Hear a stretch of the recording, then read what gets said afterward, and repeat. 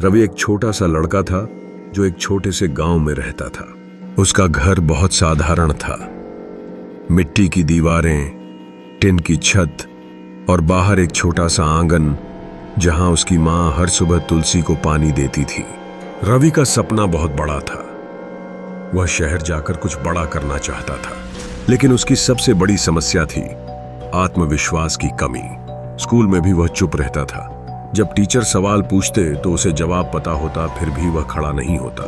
एक दिन उसके टीचर ने उससे पूछा, रवि, तुम हमेशा चुप क्यों रहते हो? रवि ने धीरे से कहा, सर, डर लगता है, अगर गलत हो गया तो। टीचर मुस्कुराए। गलती करना गलत नहीं है, कोशिश न करना गलत है। ये बात रवि के दिल में बैठ गई, लेकिन डर अभी भी था। कुछ दिनों बाद स्कूल में एक प्रतियोगिता हुई, भाषण प्रतियोगिता। रवि का नाम भी उसमें डाल दिया गया। वह घबरा गया। मैं नहीं कर पाऊंगा, उसने मां से कहा।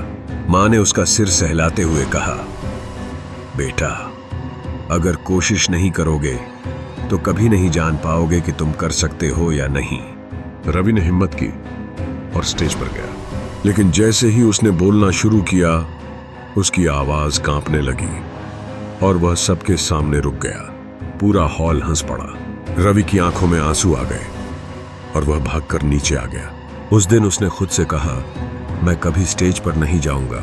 उस रात रवि सो नहीं पाया। उसके दिमाग में वही आवाज गूंज रही थी, हंसी हंसी हंसी। अचानक उसे टीचर की बात याद आई, कोशिश न करना गलत है। रवि उठा और आईने के सामने खड़ा हो गया। मैं कर सकता हूं, उसने धीरे से कहा। पहले दिन उसकी आवाज धीमी थी, दूसरे दिन थोड़ी तेज, तीसरे दिन उसने खुद को देखा और बोला, मैं डर को हराऊंगा। रवि ने रोज अभ्यास शुरू कर दिया। सुबह आईने के सामने बोलता, दोपहर खेत में जोर से बोलता, रात मां को सुनाता। धीरे धीरे उसका डर कम होने लगा।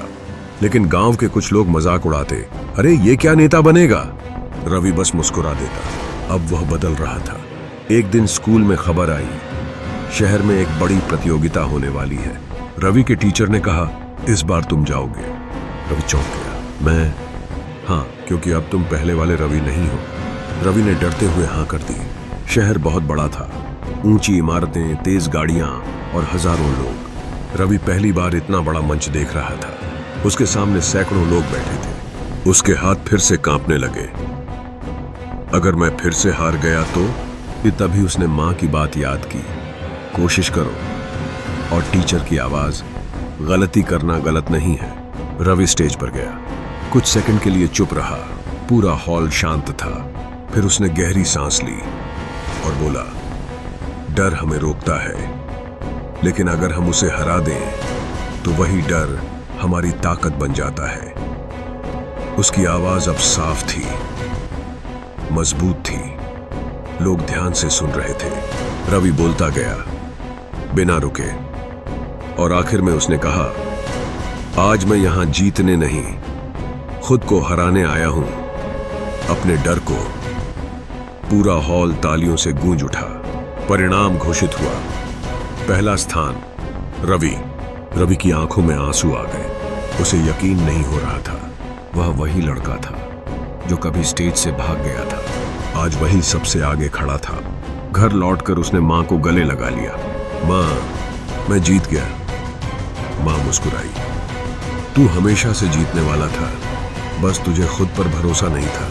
रवि ने कहा, मां, ये मेरा आखिरी मौका नहीं था, ये मेरी नई शुरुआत थी।